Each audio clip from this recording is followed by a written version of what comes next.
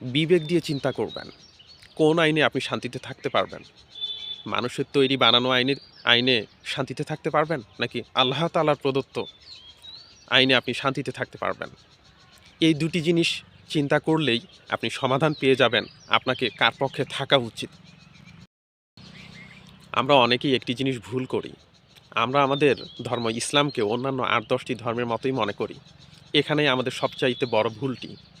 ইসলাম শুধু একটি ধর্মের নাম নয়, ইসলাম হলো একটি জীবন ব্যবস্থা।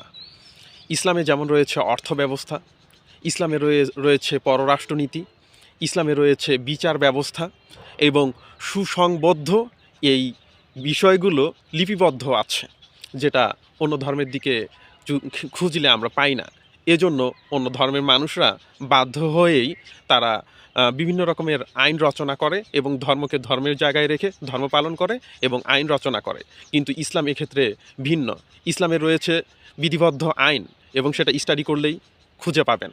তাই ইসলামকে স্টাডি করুন, ইসলাম নিয়ে গর্ব করতে পারবেন। দুই একজন মানুষের খারাপ মন্তব্য শুনে দমে যাবেন না। দুই একজন মানুষের খারাপ মন্তব্যে নিজেকে সেই রকম খারাপও কখনো ভাববেন না। মনে রাখবেন, আমাদের নবী মুহাম্মদ সাল্লাল্লাহু আলাইহি ওয়াসাল্লামের মতো মানুষকেও কিন্তু কিছু মানুষ খারাপ বলেছে।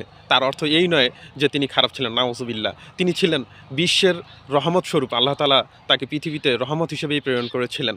তাই খারাপ মন্তব্য নিজের জন্য খারাপ মনে না করে মনে করবেন আপনি ভালো কিছু করছেন, সেটাকে দেখে অনেকে হিংসা করে আপনার সম্পর্কে খারাপ কমেন্ট করছে।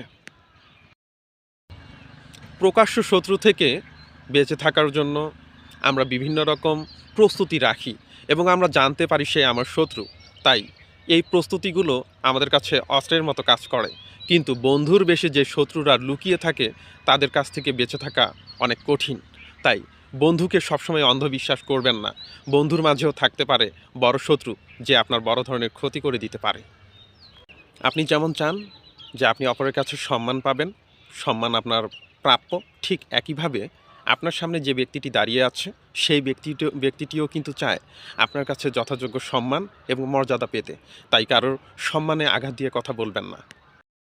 আশা আশা নিয়ে মানুষ বাঁচে, স্বপ্ন নিয়ে মানুষ বাঁচে।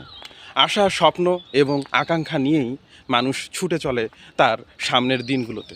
সবার মনোবাসনাগুলো পূরণ হয়ে যাক, সবার মনের কষ্টগুলো দূরে দূরে চলে যাক, এই প্রত্যাশা রইল সবার জন্য। আপনি যদি সফল হতে চান তাহলে সফল ব্যক্তিদের অনবরত অনুসরণ করে যান। মনে রাখবেন, সফল ব্যক্তিরাই আপনার জন্য রোল মডেল।